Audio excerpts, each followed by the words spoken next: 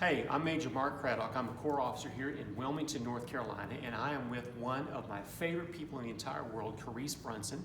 And we've been asked to kind of interview Caresse today for the division and for the Music and Youth and Arts Department.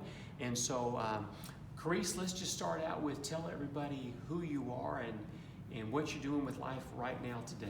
Okay. Well, my name is Caresse Brunson. I'm 17, going on 18 next week. I currently go to Ashley High School. I'm a senior. I'm in my last semester, hoping to go off to college this summer.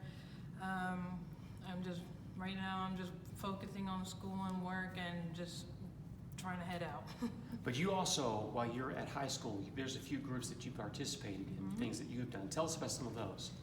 Well, I'm in ROTC. That's one of the main things I'm known for around here. ROTC, ROTC has helped me a lot in my high school career and has gotten me to a lot of schools that I'm going to now and stuff like that.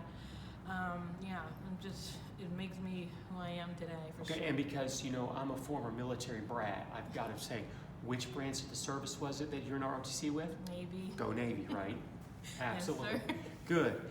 Well, hey, listen, tell us how you got to be a part of the Salvation Army. How did you start with the Salvation Army?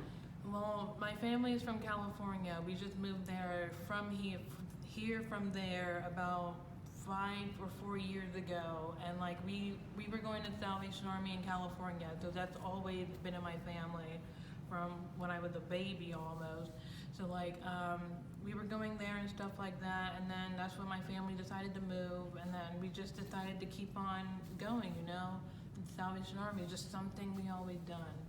Fantastic. So then part of your experience with the Salvation Army, especially when you came to the Carolinas, is you participated then in DSA, the Divisional School of Arts. So tell us about your experiences with DSA. Oh, DSA. That was one of the first things that I've done when I got here to the Corps. It was DSA and then conservatory and stuff like that. DSA got me back into piano, which I truly love, and singing, it got me into that also. DSA, I met all my friends that I have there now. I miss them so much right now. Okay. And so, it just got me really closer to God and stuff like that, especially because DSA is every month or so. It's repetitive throughout the year, and so it's just something I always look forward to at the end of the month. DSA, let's go, It's just, I miss it so much. So tell us maybe one or two things, Caresse, that you learned at DSA or maybe at TMI or Summer Conservatory that was really a good life lesson for you. Camp has always been one of my safe spaces, where I could really talk to God and stuff like that, where I felt closer to Him and stuff like that. I think what it taught me is just trust in Him, honestly. It's every time I go there, He's just always in me, The Spirit is always lifting me up there and stuff like that. But there, I just take the time to talk to Him and stuff like that, and just try to listen to Him and just ask Him what He wants to do with me and stuff like that, and just see what He wants me to do with my life for Him and stuff like that. And when you and I first met, now I've been in Wilmington for about 3.5 years now, and when you and I first met, you were kind of quiet, much more shy than you are even now, right? And so tell us some of the things that you learned. What is DSA and the Music and Arts in the Salvation Army?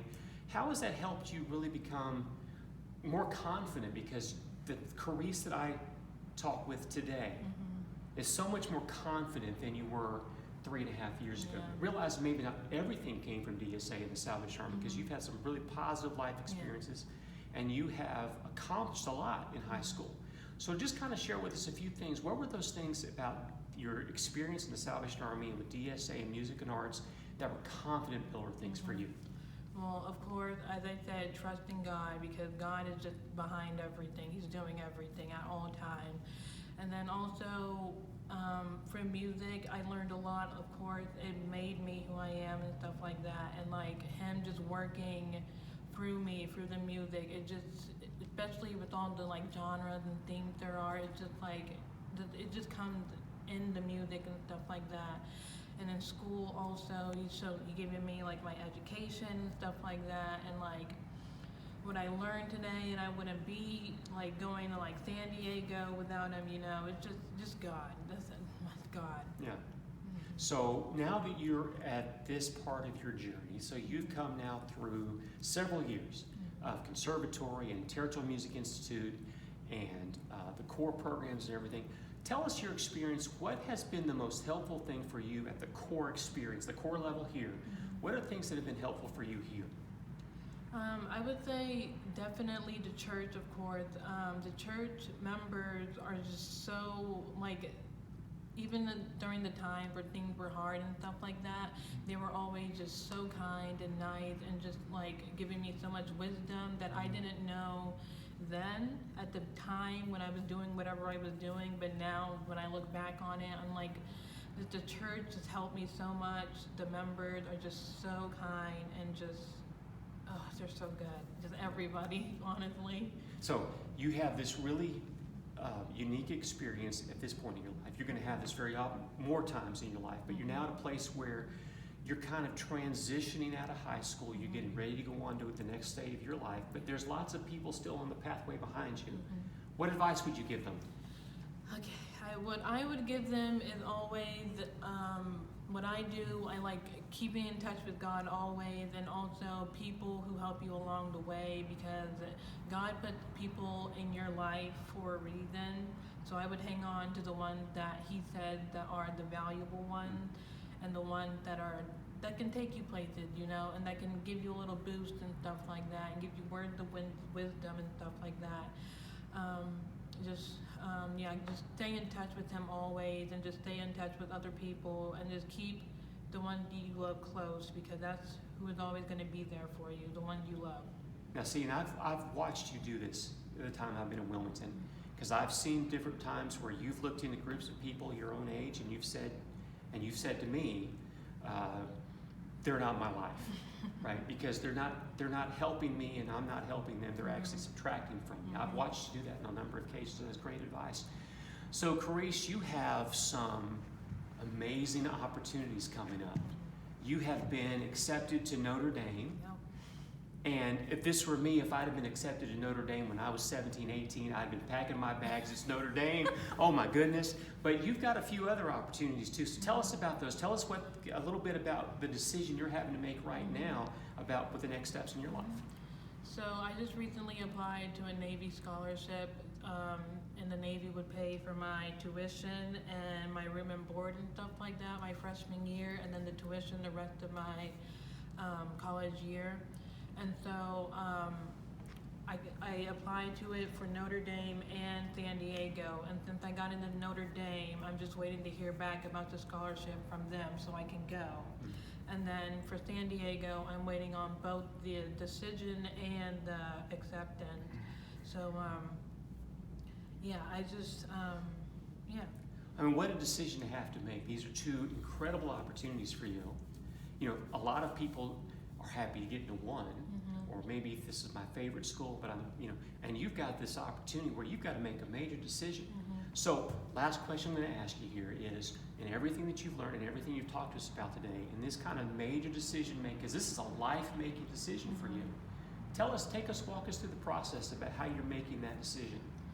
Well, I'm ruling out the Notre Dame and San Diego, two very different places, both on each side of the country. I'm ruling out things like the community and stuff like that, and how I feel in like the campus and stuff like that. I'm really familiar with California, so I think I'll like San Diego a little bit more, but Notre Dame is just a really good school, and it'll just be like nice to be like, I went to Notre Dame, you know, stuff like that.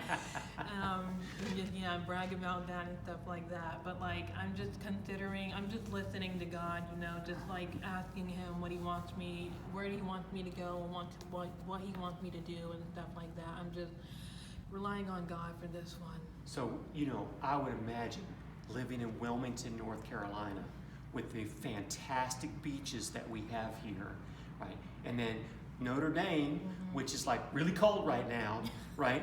And San Diego, which is like really warm with really nice beaches. Yeah. Come on, that's gotta be a little part of your conversation, right? Yeah.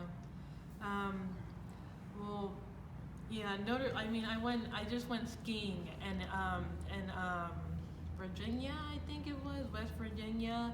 And like, I just got a feel like, for like the snow and stuff like that. I didn't really like it, Yeah. honestly.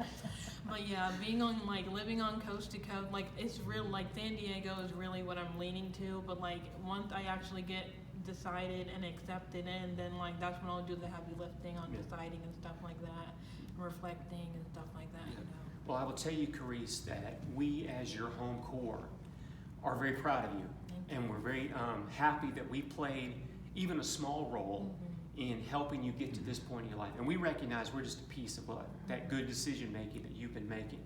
And so that love and support for you from this core doesn't stop because you go to Notre Dame or San Diego. It'll continue on through our love of you, our prayers for you. And of course, as I tell you all the time, someday when you're big and famous and you're giving your big speeches and you say, I want to thank all the little people that got me here, we will of course raise our hands and we will say, that was us. Thank you. Thank you, Caresse. I appreciate it. Yep, no All right. problem. Thank you.